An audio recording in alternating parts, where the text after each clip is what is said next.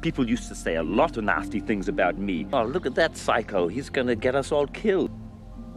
Welcome back to Movie Recaps. Today I will show you a 2019 comedy drama film titled Jojo Rabbit. Spoilers ahead. Watch out and take care. The fictional city of Falkenheim, where Nazi Germany is starting to collapse, is the home of Jojo, a 10-year-old boy who keeps Adolf Hitler as his imaginary friend but can't tie his own shoes. He's a true nationalist and a fanatic, indoctrinated with Nazi ideals and eager to help his country during the war, and that's why he's joining Jungvolk, the junior section of the Hitler Youth, with his friend Yorkie. They're spending the whole weekend at a camp run by Captain Klensdorf, his second-in-command Freddie Finkel, and Fräulein Rahm, who is in charge of the League of German Girls. They're giving kid-sized uniforms and a special dagger before they're taken to experience a variety of activities like grenade throwing, trench digging, map reading, and gas defense, among others. Or at least, the boys are. The girls are taught to dress wounds, make beds, and how to get pregnant. Jojo does well in activities like describing Jewish people and burning books, but when it comes to hand-to-hand combat, he gets scared and sneaks away, gaining the attention of the older boys. When the time comes for the boy to learn how to kill, these teenagers see how hesitant Jojo is and put a rabbit in his arms, asking him to demonstrate. Jojo swears he isn't scared, but he still can't bring himself to do it, so he tries to let the rabbit go. However, the teen boy grabs it before it can run away and kills it himself, proceeding then to make fun of Jojo for his failure. Since he's scared like a little rabbit, they start calling him Jojo Rabbit, which upsets him and causes him to run to the woods. While he sits on a tree root crying, imaginary Hitler shows up and tells him rabbits are actually pretty brave. They go out in the wild every day to get their carrots and they gotta be sneaky not to get caught. Encouraged to be a mighty rabbit, Jojo runs back to camp, where Klensdorf is teaching the kids to throw grenades under his supervision. Jojo passes by him, steals the grenade he has in his hand, and continues to run into the woods, where he throws the grenade so badly that it bounces off a tree and lands on his feet, exploding on his face. Jojo falls unconscious, but he has some blurry memories of people getting him to the hospital and his mother Rosie Betzler visiting him. He wakes up some days later in his room, and the first thing he notices when he gets out of bed is the limp on his leg, the second being the scars on his face he finds when looking at the mirror. His mother comes to check on him, then to hug him and remind him that he's got her even if his father is gone and his sister Inga died. After making him put on his uniform again, Rosie takes Jojo back to the Jungvolk headquarters, where they find Klensdorf awkwardly feeding Finkel. Klensdorf has already been demoted for negligence, but Rosie still hits him on the groin with her knee and slaps him with her glove, making him promise he'll give Jojo some work to do, even if it isn't on the field, and that he'll feel included. Jojo is given the task of putting up propaganda posters around town and delivering conscriptions, which he does with lots of enthusiasm. One afternoon, while working, he finds his mother staring at a group of people hanged at a gallows in the public square, and when Jojo asks her what they did, she replies what they could. When he goes home later, his mother isn't there, and he starts to get nervous when he hears noises coming from his sister's room. He enters the bedroom to investigate and finds a weird mark on the floor that goes up the wall, so he inserts his knife into it and manages to open a fake section of the wall. There is a space behind it enough for a person to crawl into and various objects spread around.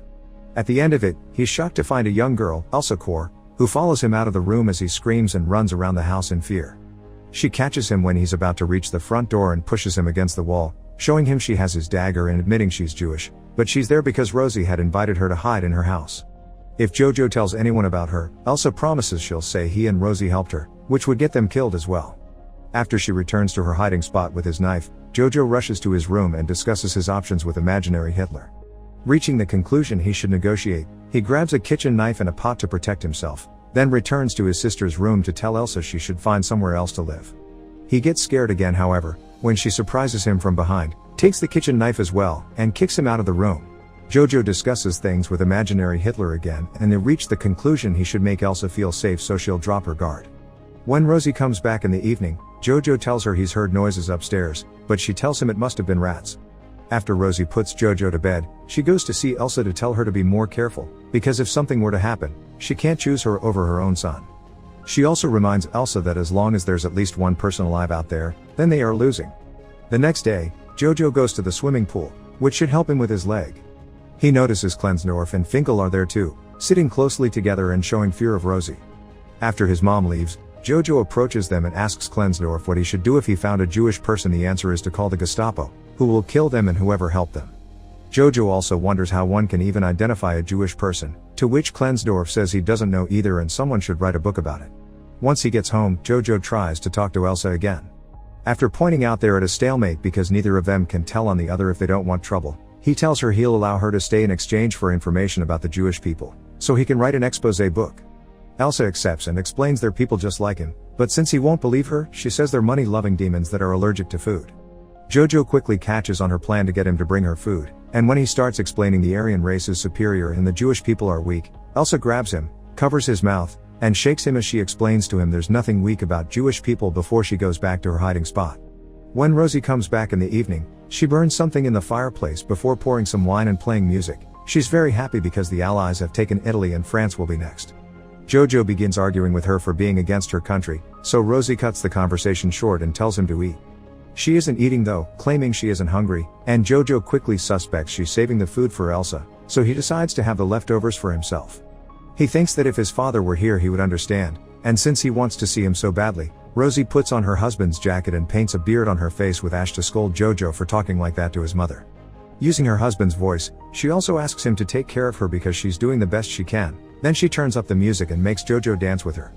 The next day, Jojo gives Elsa a pencil and paper for her to draw where Jewish people live and where Jewish women lay their eggs. Elsa starts drawing, but she refuses to answer questions about her family.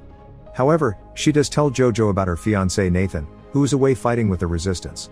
The picture she gives Jojo is a drawing of his own head because that's where Jewish people live. Jojo gets an idea for a plan. He writes a letter pretending to be Nathan breaking up with Elsa and reads it to her, who obviously doesn't believe him, but it still hurts her to hear such horrible things about her with her fiancé's name attached to it. She rushes back into her hiding spot, and seeing her so upset and human makes Jojo regret the whole thing, so he writes a new letter as Nathan saying the last one wasn't true and he does still love her. Elsa thanks him and asks him to bring her more letters in the future.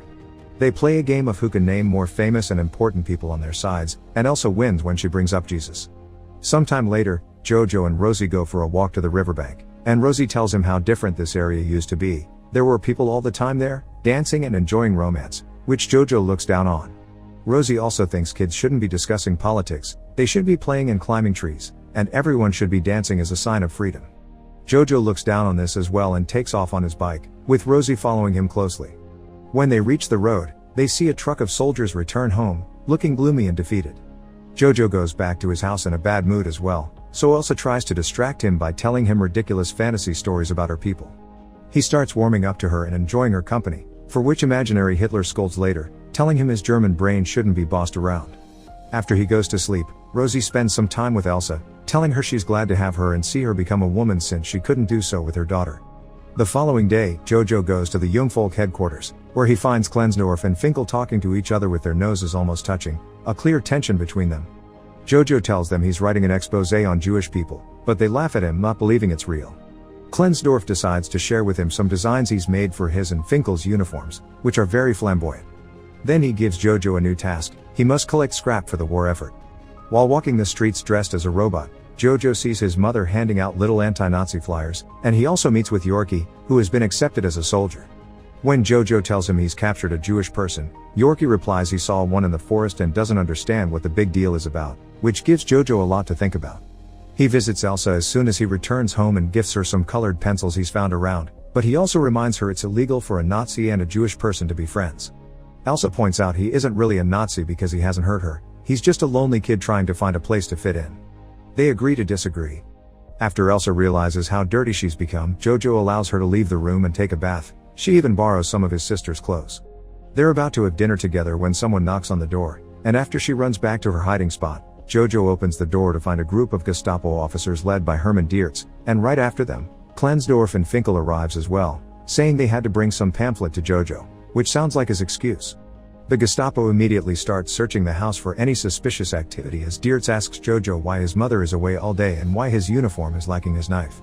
Elsa shows up then, wearing Inga's clothes and pretending to be her.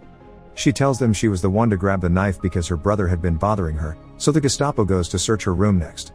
Diertz is still suspicious of her, so he asks for her papers. Elsa grabs Inga's ID from her drawers and hands it to Klensdorf, who asks her for her birthday.